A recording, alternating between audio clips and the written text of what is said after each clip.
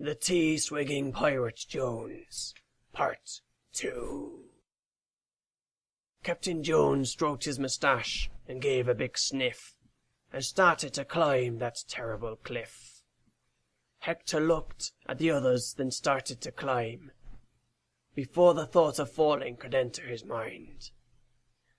So up they climbed, one after the other. Babyface wondered if he should tell his mother. When they got to halfway, they stopped for a rest, but they didn't look down, as they thought that was best. Their arms were aching and their fingers all hurt.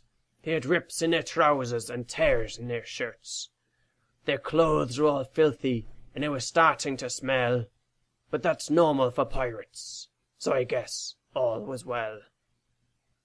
Jones took a swig of strong tea from a silver hip flask, wiped the sweat from his brow, and got on with the task.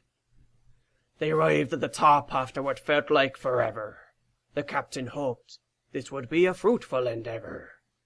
From the top of the cliff they could see far away to the floater bobbing happily way off in the bay.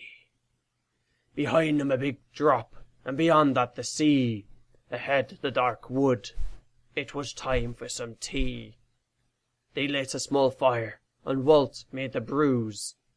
They hadn't brought their cups, so they drank from their shoes. Should they step into the darkness of that deep dark wood? Maybe they shouldn't, or maybe they should.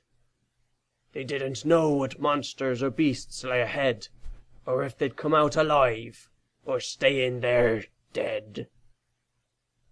There were rustles in the bushes, and dark shapes between trees, and while the pirates looked brave, you could hear the knocking of knees. They came to a clearing in the middle of the wood. They were tired and thirsty. A drink would do them good. They lit a small fire, and Walt made the teas, which they drank in the shadows of the terrifying trees. In the light of the fire, Banjo saw something twinkle. Jones looked with a squint that made his eyes wrinkle. On the ground there was some kind of long golden string. It really was odd, a peculiar thing. As he looked closer at this strange object he'd found, he saw it was next to a deep dark hole in the ground. The string was golden, of that there was no doubt. But what was this hole in the ground all about? It was too big for an animal. In fact, it was just about his size. Should he go in? Would that be so unwise? They looked into the cave and called out, "Hello!" There was only the faint sound of a muffled echo. There might be spiders, or beetles, or bats. There might be wild animals, or beasties, or rats. Pirates are fearless. Pirates are brave. Pirates have secrets which they take to the grave. Pirates are cunning, and pirates are bold. Pirates like when stories of their adventures are told. Pirates fight warriors and battle barbarians with bats. They'll take on monsters and dragons, but they can't stand rats.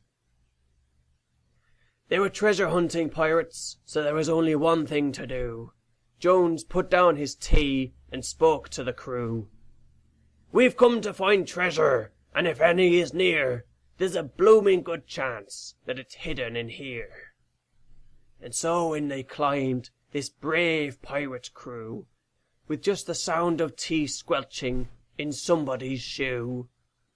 Into the tunnel, deep and black, they stared into the darkness stared back. Not a flicker of light, blacker than coal. It felt like the darkness had swallowed them whole. They didn't know where they were going, or see what was ahead. Would they get back, or would they end up brown bread?